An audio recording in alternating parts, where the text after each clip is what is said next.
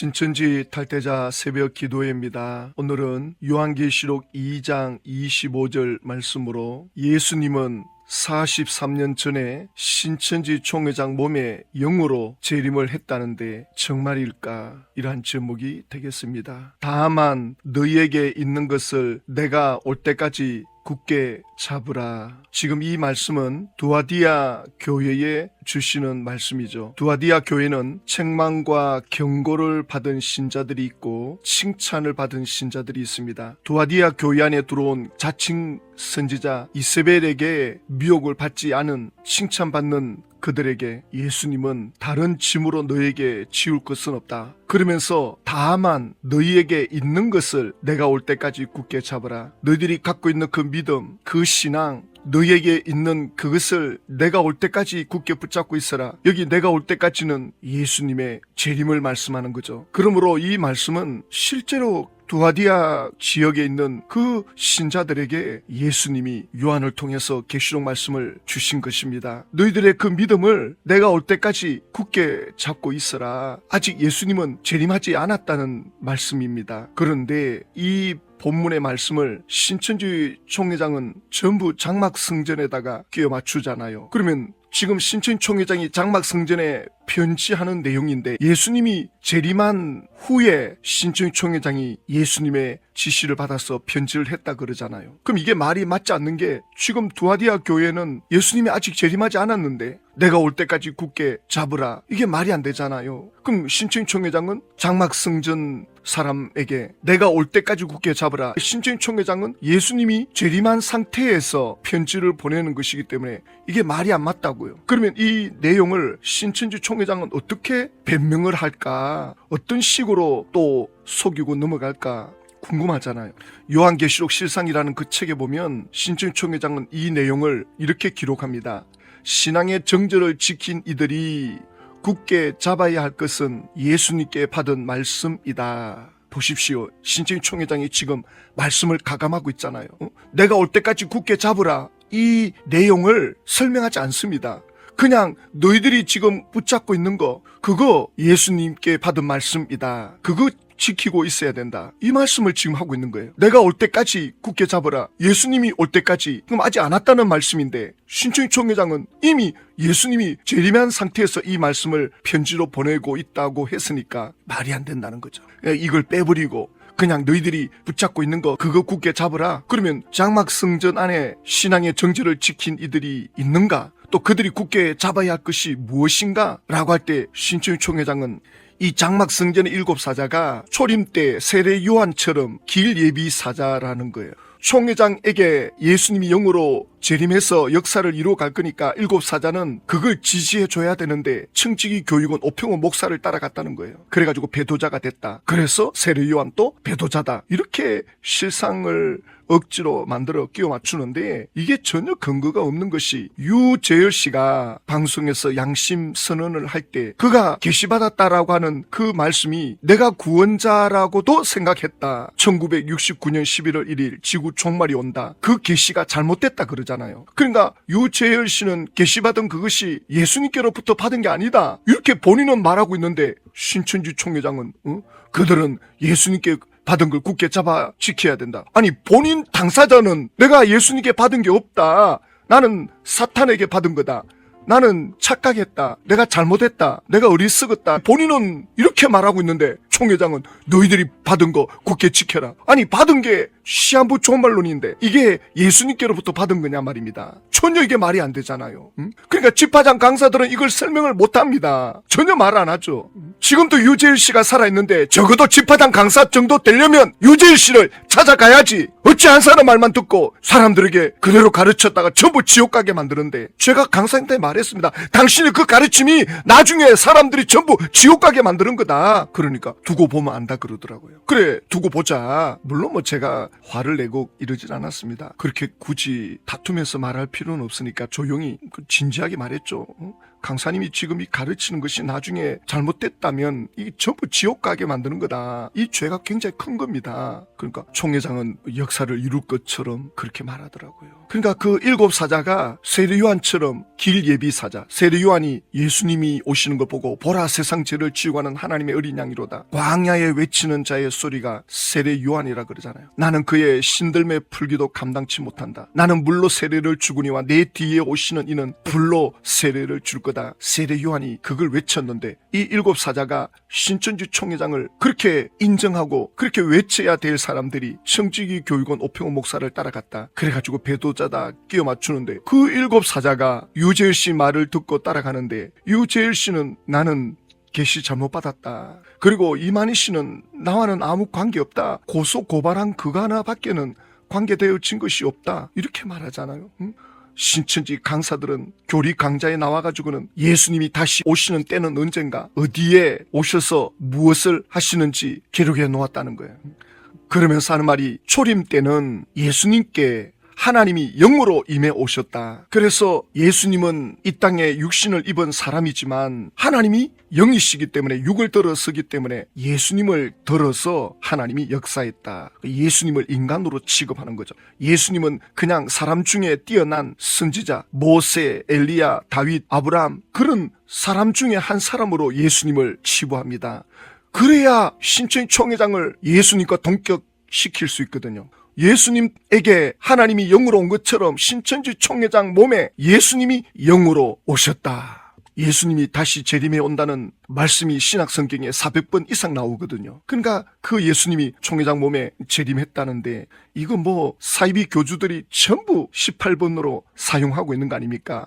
하나님이 약속한 것 바로 나다. 예수님이 온다는데 바로 내가 온 거다. 전부 자기에게 예수님이 오셨다. 어떤 교주들은 대놓고 재림 예수다 그러는 사람도 있고 신천지 총회장은 나는 재림 예수가 아니다. 다만 예수님의 영이 내게 온 것뿐이다. 그 말이나 똑같은 말이죠. 응? 예수님이 영으로 재림했으면 재림 예수지 나는 재림 예수가 아니다. 그러면서 나를 본 자는 예수님을 본 자다 이러거든요. 빌립이라는 제자가 예수님 아버지를 좀 보여주십시오 이 질문을 합니다. 그러자 예수님이 나를 본 자는 아버지를 보았거늘 어찌하여 아버지를 보이라 하느냐. 지금 이 말씀을 신천지 총회장의 실상으로 끼워 맞추거든요. 예수님이 총회장에게 재림했다면 증거가 뭐냐? 뭘 보여주느냐? 그러면 한다는 말이 예수님에게도 하나님이 계셨는데 제자들이 보여달라니까 나를 보는 것이 아버지를 보는 거다 하지 않았느냐? 이렇게 나오거든요. 지금 예수님이 마치 사람 중에 한 사람으로 이 땅에 태어난 걸로 그래서 거기에 하나님이 영이 함께하는 걸로 이렇게 설명이 되어지는데 그렇지가 않습니다. 예수님은 본래 하나님이십니다. 예수님이 창세전부터 하나님과 함께 계셨는데 그걸 내려놓고 이 땅에 오셨다 그러잖아요. 그런 성경 구절은 너무나도 많죠. 빌립보서 2장 5절에도 너희 안에 이 마음을 품으라 곧 그리스도 예수의 마음이니 그는 근본 하나님의 본체시나 하나님과 동등됨을 취할 것으로 여기지 아니하시고 예수님의 실상은 하나님의 본체라 그러잖아요. 하나님이시다. 예수님이 그걸 내려놓고 오신다지 않습니까? 7절에 오히려 자기를 비워 종의 형체를 가지사 사람들과 같이 되셨고 사람의 모양으로 나타나사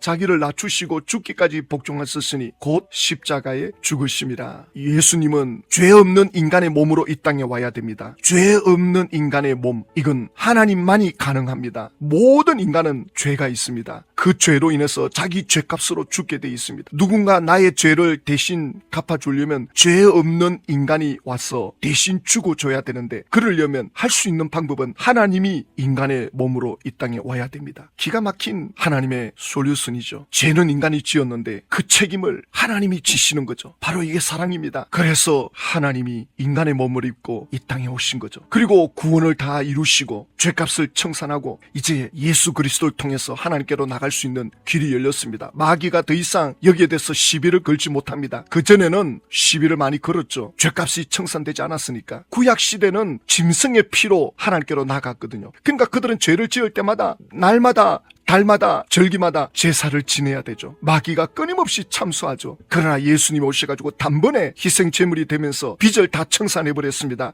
이게 바로 다 이루었다 텔레스타인. 내가 빚을 다 갚았다 이 뜻이거든요. 그러므로 이제는 예수 이름으로 하나님께 나가기만 하면 된다. 예수님이 이 땅에 오셔서 이걸 다 이루시고 제자들에게 이 기쁜 소식을 온 천하에 알려라. 누구든지 이 사건을 마음으로 믿으면 죄 사함받고 성령을 받고 하나님의 자녀가 된다. 얼마나 기쁜 소식입니까? 그리고 내가 올 때까지 이 믿음을 지켜라. 그래서 요한계시록 1장 7절에 볼지어다 그가 구름을 타고 오시리라. 각 사람의 눈이 그를 보겠고 그를 찌른 자들도 볼 것이요. 요한계시록 1장을 시작하면서 예수님이 오실 때 구름을 타고 온다. 그러니까 이 구름을 영이다 그래가지고 예수님이 영으로 오는 것처럼 구약 성경에 보면 이스라엘 백성들이 광야길을 걸어갈 때 구름기둥 불기둥 하나님이 거기 임재해 계신다는 그 사인으로 구름 기둥이 보이잖아요. 성막을 지었을 때 구름이 내려오고 성막 안에 구름이 자욱하게 가득 차 있고 제사장들이 그 구름을 보고는 들어가지를 못합니다. 하나님의 임재가 너무 무겁게 여겨져서 쓰러지고 넘어지고 하나님이 눈에 보이지 않기 때문에 여기 너희들과 함께 한다는 그 증표로 구름으로 나타나거든요. 그 시대 사람들은 제대로 이해하는데 왜 이걸 사이비 교주들은 전부 영이다 그래가지고는 다 자기한테 왔다 그러고 그리고 신천지 사명자가 그러더라고요. 개신교에서는 예수님 재림 때 휴거 당한다는데 휴거라는 말이 어디 있습니까? 그러는데 그래서 제가 마태복음 24장 31절을 말했죠. 그가 큰 나팔 소리와 함께 천사들을 보내리니 그들이 그의 택하신 자들을 하늘 이끝에서 저 끝까지 사방에서 모으리라. 지금 이 마지막 나팔 소리 예수님의 재림의 나팔 소리인데 제가 그랬습니다. 신천지는 이거 이루어졌잖아요. 그러면 사방에서 모은다는데 어디로 모읍니까? 신천지는 이걸 과천으로 모은다 그러잖아요. 그러면 전 세계 사람들을 과천에 모을 수 있습니까? 전 세계 사방에 있는 신천지 사람들을 과천의 그 장소에 모을 수 있습니까? 모아봤습니까? 모았습니까? 대답을 못해요. 이게 모은다는 것은 예수님 재림 때에 공중으로 끌어올린다는 겁니다. 그 데살로니가 전서 4장 16절에 주께서 호령과 천사장의 소리와 하나님의 나팔 소리로 친히 하늘로부터 강림하시리니 그리스도 안에서 죽은 자들이 먼저 일어나고 지금 예수님 재림 때거든요. 그 후에 우리 살아남은 자들도 그들과 함께 구름 속으로 끌려올려 공중에서 주를 영접하게 하시리니 공중으로 끌려 올라간다 하지 않습니까? 이것이 마태복음 24장 31절에 사방에서 모으리라. 공중으로 끌어올리는 겁니다. 자, 공중으로 끌어올라갈 때 고린도전서 15장 51절에 보라 내가 너희에게 비밀을 말하노니 우리가 다 잠잘 것이 아니요 마지막 나팔의 순식간에 호련히 다 변화되리니 공중으로 끌려 올라갈 때는 이 육체의 몸으로 천국에 들어갈 수가 없습니다. 엘리야처럼 에녹처럼 변화된 몸으로 천국에 들어가는 거죠. 그래서 마태복음 24장 30절에 그때에 땅의 모든 족속들이 통곡하며 그들이 인자가 구름을 타고 능력과 큰 영광으로 오는 것을 보리라. 모든 이들이 본다는 것입니다. 예수님 재림할 때 동해 번쩍 서해 번쩍 그러거든요. 예수님은 단 1초 사이에 지구 반대편에 갔다가 이쪽에도 올 수 있습니다. 예수님이 능력이 없어서 한쪽에 재림하면 한쪽에는 안 보이고 그런 분이 아닙니다. 영광 중에 옵니다. 그리고 예수님이 재림할 때는 이 지구가 이제 더 이상 견딜 수 없는 완전히 끝장나는 그때입니다. 그런데 신천지는 예수님이 영으로 총회장 몸에 재림해가지고 계시록을 성취해 간다는데 전부 다 조작돼 있고 거짓말이고 18장부터는 바벨론이 심판을 받아야 된다. 바벨론에서 사람을 끌어내와라. 계속 바벨론 사람을 데리고 와라. 그러다가 신천지는 끝이 나는 거죠. 그래서 요한일서 4장 1절에 사랑하는 자들아 영을 다 믿지 말고 오직 영들이 하나님께 속하였나 분별하라. 많은 거짓 선지자가 세상에 나왔습니다. 영을 분별하는데 그 기준이 뭐냐? 2절 말씀에 이로써 너희가 하나님의 영을 알지니 곧 예수 그리스도께서 육체로 오신 것을 시인하는 영마다 하나님께 속한 것이요. 사도 요한 시대 때는 예수님이 그때 당시 오신 것을 육체로 온 걸 부정하는 거예요. 어떻게 예수님이 그런 능력을 나타내느냐? 하나님이시라면 하나님은 눈에 안 보이는데 예수님은 육체를 가진 몸으로 오지 않았다. 그때는 또 그렇게 가르치고 지금은 또 예수님은 영으로 또 재림한다 그러고 그러니까 예수님을 예수님답게 인정하지 않는 그가 적그리스도의 영이라는 거죠. 예수님을 신하지 아니하는 영마다 하나님께 속한 것이 아니니 이것이 곧 적그리스도의 영이니라. 결론은 예수님을 구원자로 인정하느냐는 거예요. 예수님이 이 땅에 오셔서 죽으시고 부활하신 그 구원의 예수님을 인정하느냐 그걸 신하느냐 안 하느냐로 적그리스도 영인지 분별할 수 있다는 말씀을 하십니다. 그래서 예수님이 두아디아 교회의 믿음을 지키고 있는 그들에게 내가 올 때까지 그 믿음을 굳게 잡으라 이렇게 말씀하고 있는데 이걸 가감해가지고는 예수님은 지금 총회장에게 영으로 재림해가지고 역사하고 있다. 완전히 적그리스도입니다.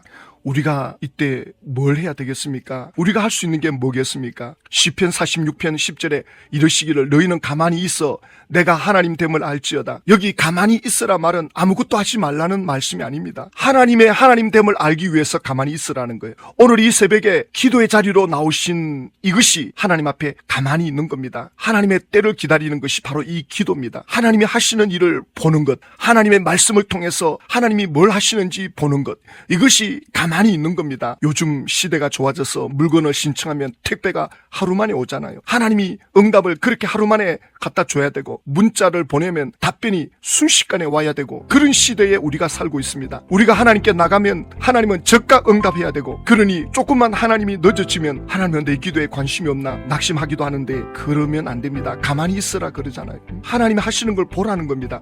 그러면 이 가만히 있는 건 하나님의 말씀에 집중하고 기도에 집중하는 겁니다. 분주하게 다니면 하나님이 역사하는 걸 알 수가 없습니다. 바쁘게 다니시면 하나님이 일하고 계심을 볼 수 없습니다. 가만히 있어야 됩니다. 하나님이 역사하는 걸 가만히 기도하면서 보십시오. 그래서 내가 나라 중에 높임을 받으리라. 내가 세계 중에서 높임을 받으리라. 오늘 이 아침에 우리가 하나님이 일하시는 걸 볼 수 있는 이 축복의 시간들이 되시기를 주의 이름으로 축복합니다. 하나님 아버지, 총회장 몸에 예수님이 영으로 재림했다는 이것은 귀신의 가르침입니다. 신천 총회장은 적그리스도의 영입니다. 신천지 안에 택한 하나님의 자녀들이 미혹받지 않고 예수님께로 돌이키도록 은혜를 베풀어 주십시오. 예수님의 이름으로 기도드립니다.